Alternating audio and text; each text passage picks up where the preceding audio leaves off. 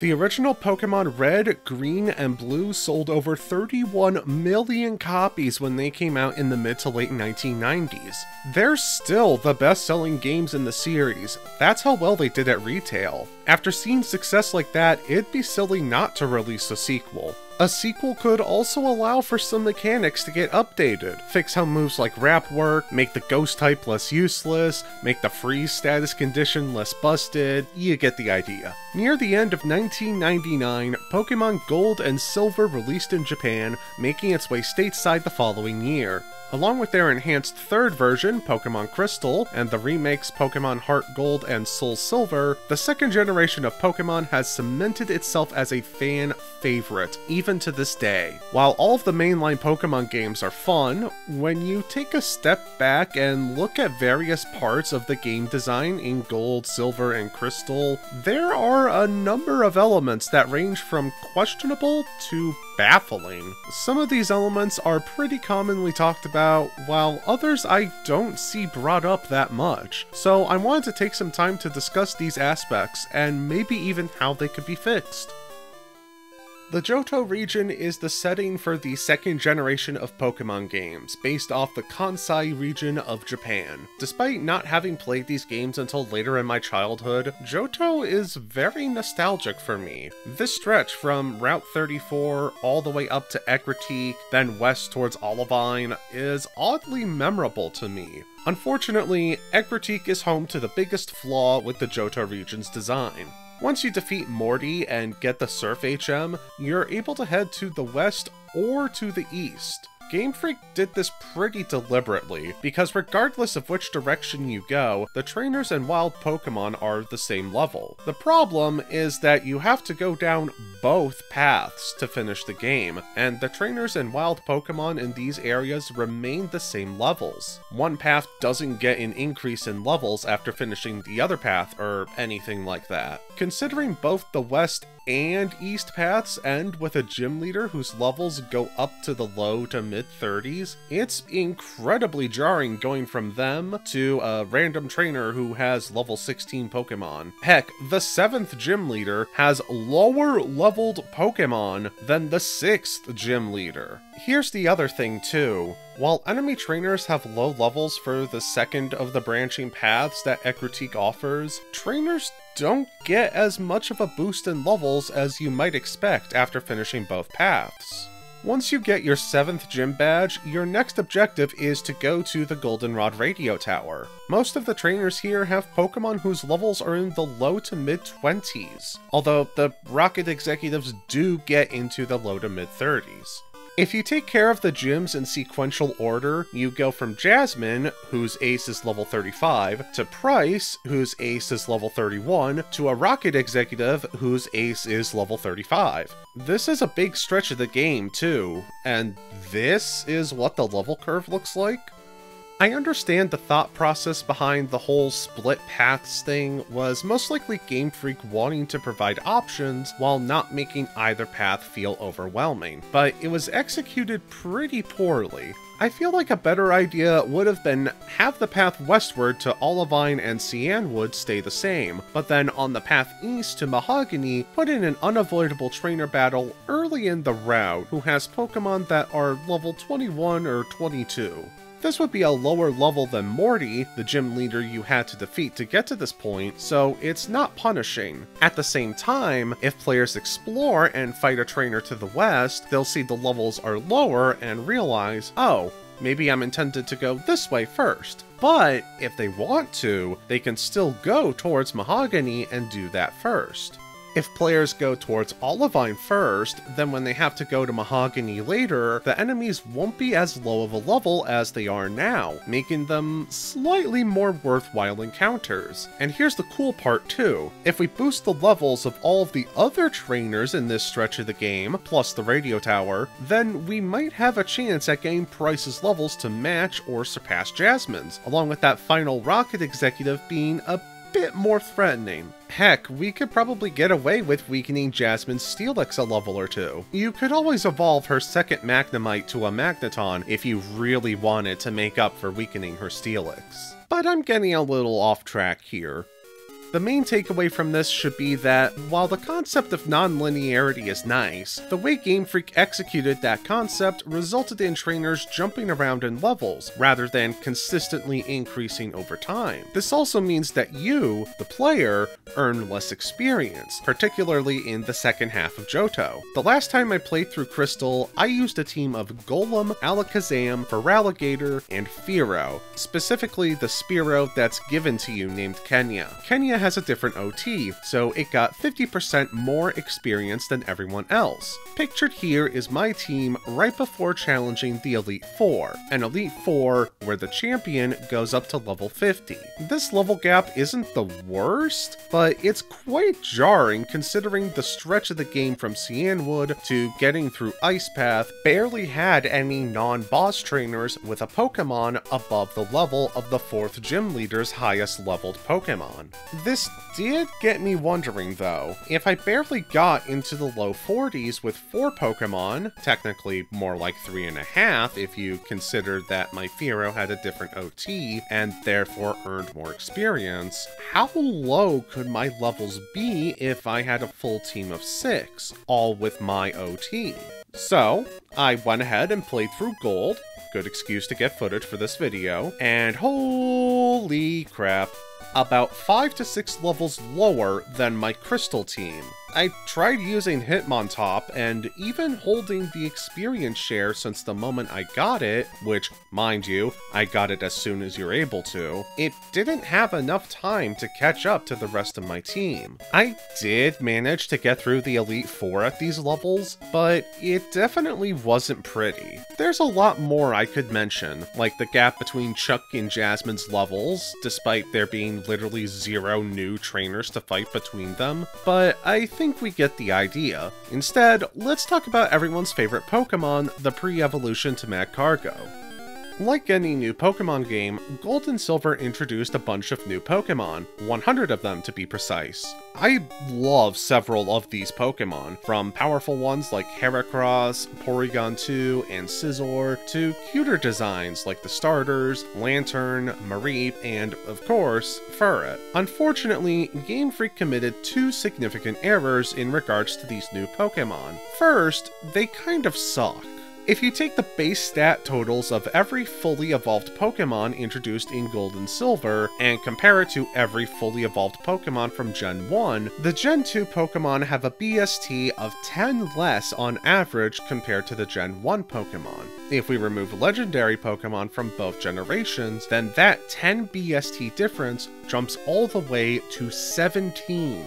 Let's look at it another way. Of the 81 fully evolved Pokemon in Generation 1, or 76 if we exclude legendary and mythical Pokemon, 29 of them have a base stat total of less than 470. That's 35.8%, or 38.2% if we exclude the Legends and Mew. 5 of those 29 Pokemon would go on to receive evolutions in Gold and Silver, all of whom have a base stat total of at least 510. In Generation 2, of the 63 fully evolved Pokemon, or 57 if we once again exclude the new legendary and mythical Pokemon, 32 of them have a base stat total less than 470. Not only is that a higher percentage of Pokemon coming in at over 50%, but the number of offending Pokemon is higher than the Gen 1 number, despite there being less Pokemon introduced in Gen 2. Now, stats aren't the only factor in determining how good a Pokemon is, especially in a non-competitive environment. If you can beat a Pokemon game with only a Sunkern, you can probably get by with whatever team you cook up. However, just because you can use a Pokemon and get through the game just fine with it, doesn't mean it sounds appealing to use. Be honest, how many of you have used a Smeargle in-game, or an Unknown, or even Ledian? While there are definitely people who have used these Pokemon, it's probably significantly lower than the number of people who have used Arcanine, or Starmie, or Nidoqueen. These lowered stats might have been intentional, however. In the first 3 generations, certain gym badges would provide a hidden increase to your Pokemon stats. These stat buffs would get applied in such a way that once you had all of the gym badges, each non-HP stat would have gotten a buff. However, since you can get 16 gym badges in Gen 2, and the second set of badges also apply buffs to your stats, you end up getting double the normal amount of buffs. Furthermore, in a feature that literally nobody in the game tells you about, each of the gym badges in Gen 2 also increases the power of moves associated with that badge. For example, since Faulkner uses Flying-type Pokemon, his badge boosts the power of Flying-type moves. This results in your offensive stats getting a bit more preferential treatment than your defensive stats, since every type except for Dark has a gym leader in these games, meaning all of those types get hidden boosts to their move's power. The second problem with the new Pokemon introduced in the Johto region is that not all of them are in the Johto region. I guess because you travel to the Kanto region in the post-game, Game Freak decided to make some of the new Pokemon only available there.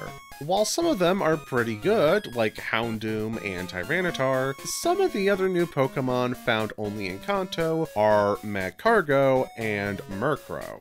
Wait a minute, 3 of those Pokemon are Dark types, one of the new types introduced in Generation 2. There were a total of 6 Dark-type Pokemon introduced in Gold and Silver, and of those 6, the only one you can get in Johto in Gold and Silver is Umbreon. In Crystal, they did add Sneasel to Ice Path, but only at night, and also it's Sneasel, a Dark Ice type who has base 35 special attack when both Dark and Ice type moves are special attacks. The Steel type, the other new type in Gold and Silver, is a bit better off, but not by much. Of the 6 Steel-type Pokemon in the game, 1 is a version exclusive available just before the 8th badge, 2 are Magnemite and Magneton, available on Route 38, and 1 requires you to go out of your way to find Pineco, a Pokemon that only appears on certain headbutt trees, and then evolve it 21 levels later. The remaining 2 are trade evolutions that require the traded Pokemon to hold an item, the Metal Coat. You can get a Metal Coat either from a dude you encounter after beating the champion, or held by Wild Magnemite. 2% of the time. But Steel and Dark aren't the only types to get the short end of the stick. Back in Red and Blue, the Ghost and Dragon types were barely utilized. Each type only had 1 evolutionary family for a total of 3 Pokemon in each type. Gold and Silver rectified this by giving both the Ghost and Dragon types a single new Pokemon, Mischievous and Kingdra respectively. Kingdra is a trait evolution that evolves from a Pokemon you can't get until after the 7th badge while holding an item found in Mount Mortar, or held 2% of the time by certain Pokemon. Mischievous, on the other hand, is only found in the very last area of the game, which is inaccessible until after getting the 8 Kanto gym badges. In addition, while Kingdra's a great Pokemon, Mischievous isn't. Bad stats for a Pokemon whose stab type is physical, only available literally 5 minutes before the Super Boss, and it doesn't even learn anything neat, or have any kind of redeeming quality. It does have a signature move, but it's Pain Split. Woo.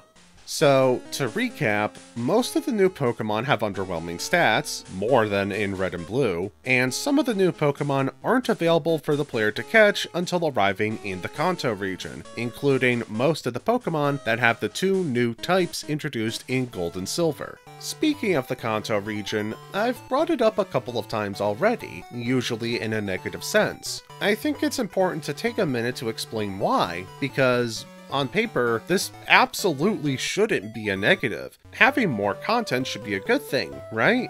And back when Gold and Silver were brand new, the inclusion of a second region for post-game content was, quite frankly, huge. When Red, Blue, and Yellow only had a dinky cave to go through, with only 1 new Pokemon inside, it's pretty safe to say you can only do better when it comes to offering post-game content. And to their credit, that's exactly what Gold and Silver did by including the Kanto region. So, what's wrong then? What happened? Well, after arriving via ship in Vermilion City, if you take a look around, things might feel a little cramped. Nothing too major, especially comparing Vermilion City from Gen 1 side by side, but why do you have to go up to access Diglett's Cave? Also, because the Snorlax is conveniently blocking the way, you can't go into this cave or access Route 11 until later on. You can challenge the Vermilion Gym, but I'll be talking about the gym leaders more in depth in a little bit. When we're done in Vermilion, the only direction we can head is north to Route 6. This route definitely feels smaller, but maybe it's just me. So let me compare Gold and Silver's Route 6 to Red and Blue's version, and Jesus Christ, this is significantly smaller. And that's a recurring trend here in Gold and Silver's Kanto adaptation. While the cities are either about the same size or slightly smaller, the routes are very noticeably tinier. Even Route 7 is slightly smaller in Gen 2. How do you do that? One of the most blatant examples of making routes smaller is Route 12. Here's Route 12 from Gen 1. It's pretty long, right? Here's Gen 2's version.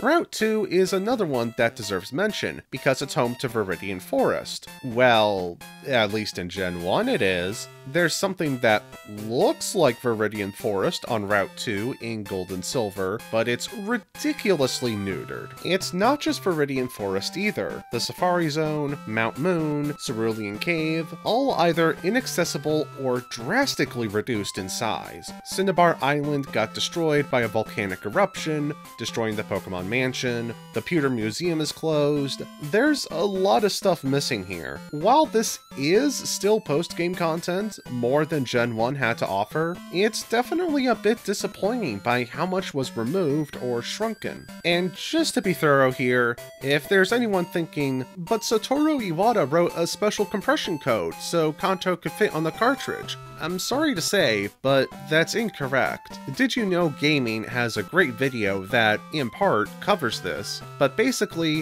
while Iwata did write code for the game, it was only to help with loading times, and actually increased the file size of the game. The real reason why Game Freak was able to fit the Kanto region in Gold and Silver was because they used a bigger cartridge. There's also a fantastic Reddit thread talking about this that I'm going to link in the description, and I call it fantastic not only because of the thread itself, or because of the great and helpful comments, but because the OP actually listed a bunch of sources in their post. I mentioned I was going to save the gym leaders for later, and now seems like a good a time as any to talk about them. We've already went over the Johto leaders a bit, but one thing I neglected to mention is that there are shockingly few Johto Pokemon on these rosters. The 8 Johto leaders have a combined 23 Pokemon on their teams. Out of those 23 Pokemon, only 4 are Pokemon that were introduced in Gold and Silver. Half of the gym leaders have 0 representation of Johto Pokemon in their rosters. Like, you couldn't have given Chuck a Heracross or Hitmontop, no Hoot Hoot for Falkner. Bugsy has a Metapod and a Kakuna, and sure, they know moves other than Harden, but still, really? No Spinarak, Pineco, Yanma, anything? There's not a single Mischievous throughout Morty's entire gym, just Ghastly, Haunter, and a single Gengar. That has to have been deliberate. Literally every other generation of Pokemon games gives every gym leader a newly introduced Pokemon in their roster, and a new Pokemon is usually, but not always, their strongest Pokemon to boot. Including new Pokemon in gym leaders' rosters serves multiple gameplay purposes too. Not only does it tell the player, hey, there's this sick new Pokemon that you can catch during a forced boss battle, but by including these new Pokemon in gym battles, it helps teach the player that Pokemon's typing and what it's weak to. While Mono-type gyms and Elite Four members may be boring to veterans of the series who know things like the type chart by heart, they do serve an important gameplay purpose, particularly for newer or less knowledgeable players. But going back to gym leaders showing off new Pokemon, just to really nail home how bad the Johto gym leaders are at doing that, the Kanto gym leaders actually use more Johto Pokemon than the Johto leaders. 5 of the Kanto gym leaders use a combined 7 Pokemon introduced in Gold and Silver. If the Kanto gym leaders didn't use any new Pokemon, I could understand why, but somehow the exact opposite of that happened. The Kanto gym leaders did the Johto gym leaders' jobs better. Really, the only complaint I have with the Kanto gym leaders is that their levels are a little all over the place. Here's a graph showing each leader's highest leveled Pokemon, along with their average level. The thing that probably jumps out immediately is that the 5th gym leader is actually the weakest one. This I'm actually okay with, since the leader is Koga's daughter, who took over when he got promoted to being an Elite Four member. Since she's new to being a gym leader and is just a young kid, it makes sense that she might not be super strong yet.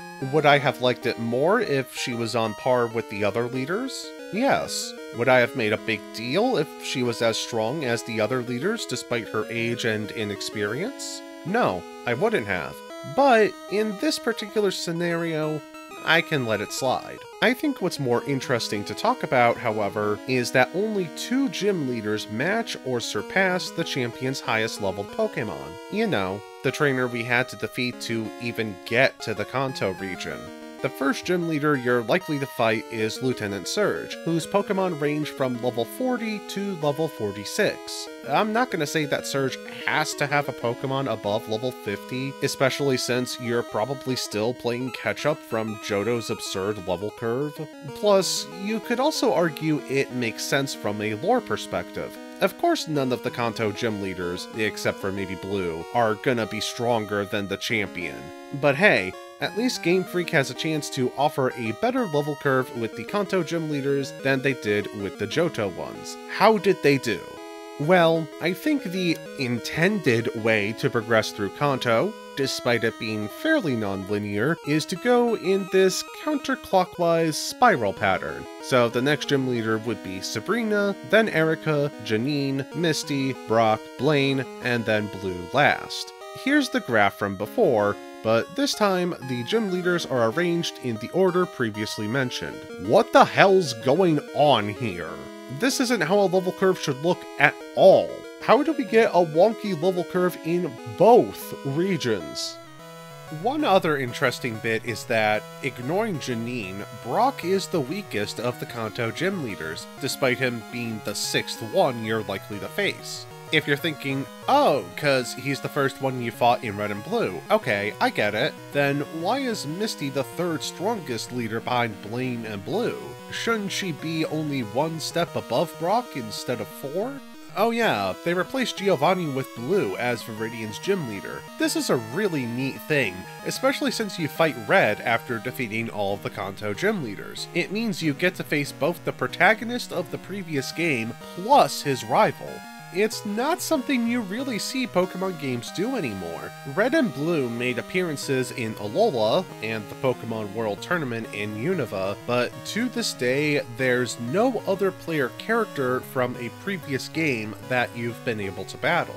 But moving on from bosses, things don't get much better when talking about regular trainers. Before defeating the Elite Four and Champion, the highest leveled non-boss trainer we can fight is level 36. Out of the 60 plus trainers in the Kanto region in Gen 2, only 2 trainers have a Pokemon higher than level 36. Although, interestingly, this number actually increases in the Japanese and Korean versions. A trainer that had a level 58 Magikarp in Japan and Korea got changed to have a level 29 Seaking instead. The change in Pokemon is because in Japan and Korea, Magikarp's name contains King, much like his other Pokemon, Slowking and Nidoking. Of course, King is missing from Magikarp's English name, so that Pokemon got replaced with a Seaking to keep the theme alive. But anyway, it's honestly baffling to me that these trainers are all so low leveled. Heart Gold and Soul Silver did fix things a bit, but well, that's a topic for another video. Talking about Kanto in Gen 2 reminds me of another popular fact that the Did You Know Gaming video I mentioned before debunks. That Pokemon Gold and Silver were going to be the last games in the series. Literally the only reason people thought this was a thing was because one person mentioned that they were thinking they'd be done working with Pokemon after Gold and Silver. Not that Pokemon would be done, just them working on Pokemon. That's it.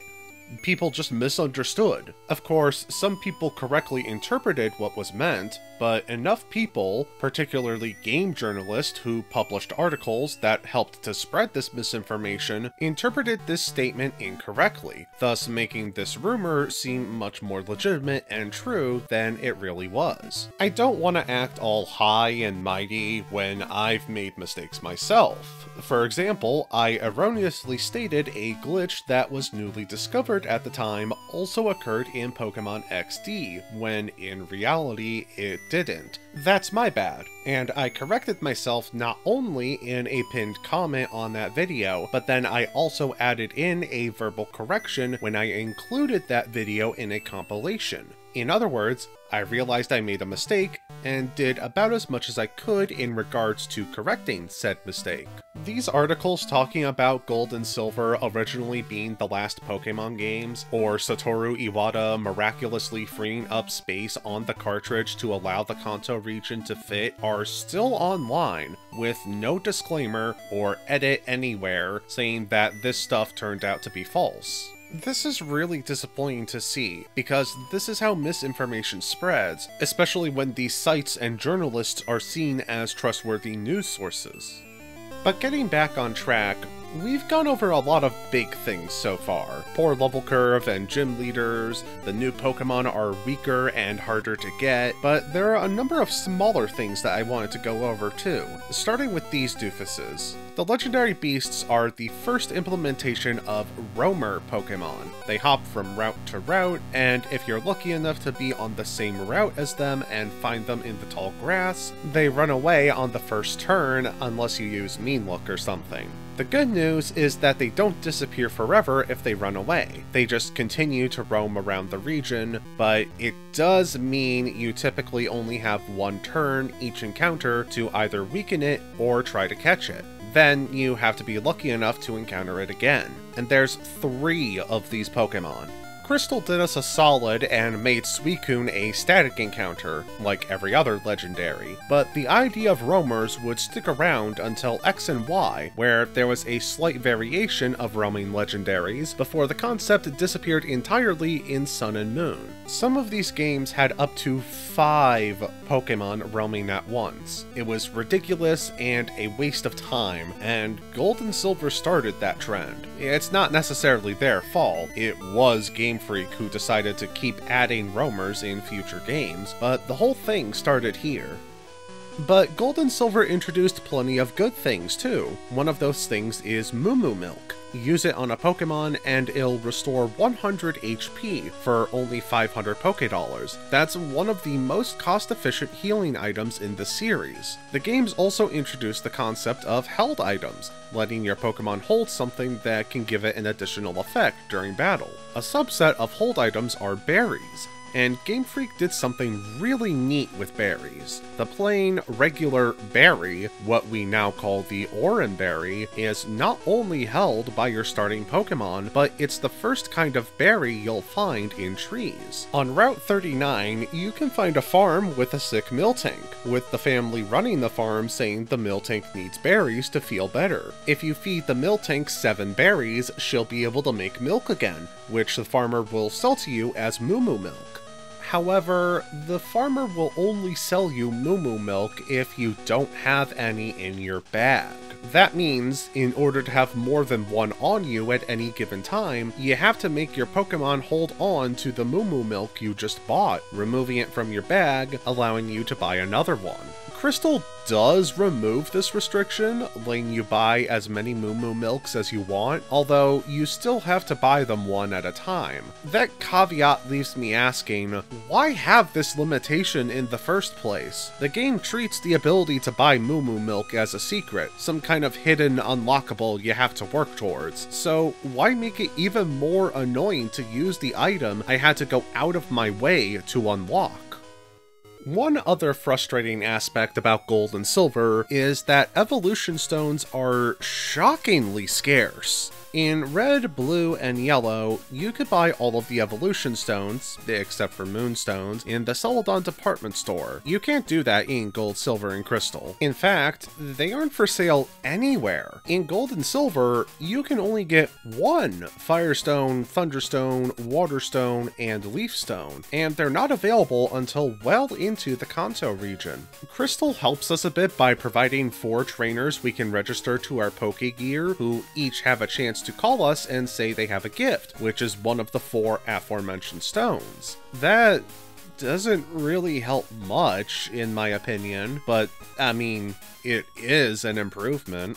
Now, technically, you can also get these evolution stones by using the mystery gift function, which is just a totally different feature here than in modern Pokemon games. However, this requires multiple systems and multiple games, along with the right accessories, so whether it's a viable option or not depends on whether or not you have access to this stuff. If you're like me and you don't have these things, you're effectively unable to use multiple Pokemon for 85% of the game, which is not great.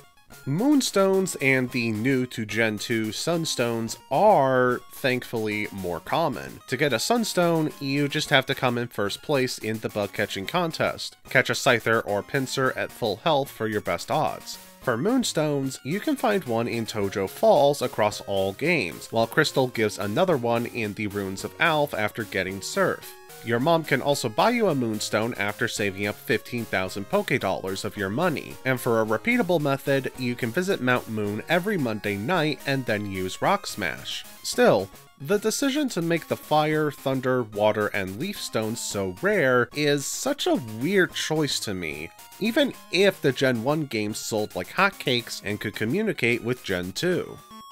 Future Yuki here. So when making this video, I recorded the script and then finished getting the footage I needed. When I went to get footage of the Clefairy in Mount Moon Square, it was like 1:30 in the morning on Tuesday. Okay, no problem. Bulbapedia says the Clefairy are chilling until 4 AM, so I go there and nothing happens. Luckily, Gold and Silver have the ability to change the time in the game. Using this, I figured out that the Clefairy event in Gold, Silver, and Crystal lasts from 6 PM to 11:59 PM on Mondays, rather than the currently listed times of 8 PM to 3:59 AM from Monday night into Tuesday. If you're wondering where those times came from, they're the times that the event happens in Heart Gold and Soul Silver. I thought I was all done, but then I realized right above that are the times the shop in Mount Moon Square is open. I couldn't not check to see if this was correct, and what I found was pretty interesting. In Gold, Silver, and Crystal, the shop actually opens at 4 AM and then stays open until 5:59 PM. In Heart Gold and Soul Silver, the shop's open from 4 AM to 7:59 PM. Basically, the shop's open from 4 AM until it's dark out. Now, I thought that'd be it, but no, there's still more. In Gold, Silver, and Crystal only, from 4 AM to 9:59 AM, for some reason, the old man and the girl inside of the shop are in different locations, compared to 10 AM to 5:59 PM. Those latter times are what's written on the Bulbapedia page, so I wonder if whoever wrote it just assumed you couldn't buy anything if the man wasn't behind the counter. Anyway, that's it. Back to the original voiceover. I like Pokemon Gold and Silver, and especially Crystal. They do have some annoying problems, yes. Problems that I wish weren't there, but at the end of the day, I still have fun playing these games. While not every problem that I talked about is of the same level of severity, nor are they equally detrimental to the game's quality, they do add up and make what could have been a great game just good, or just alright. Not bad, but not what it could have been. And when you look at all of the good things this game did, it makes me a bit sad that this game is lacking in other key areas. The second generation is also responsible for introducing so many good things to the series. Furret, a female protagonist, held items, Furret, the Dark and Steel types, the concept of a post-game, shiny Pokemon, Furret, the Pokemon daycare and Pokemon eggs, and there's probably more that I'm forgetting. It just goes to show, while there's a lot to dislike about Pokemon Gold, Silver, and Crystal, there's also a lot to like about these games. Please let me know what your favorite and least favorite thing about Pokemon Gold, Silver, and Crystal is in the comments. And with that, thank you so much for tuning in, everyone. I hope you enjoyed the video, maybe even learned something new, and a big thanks to Mithril Monarch, PK Smokey, Stodge, Sedzi, and Duna Nix, along with the rest of my patrons scrolling by for going the extra mile and financially supporting the channel. See you next time, everyone.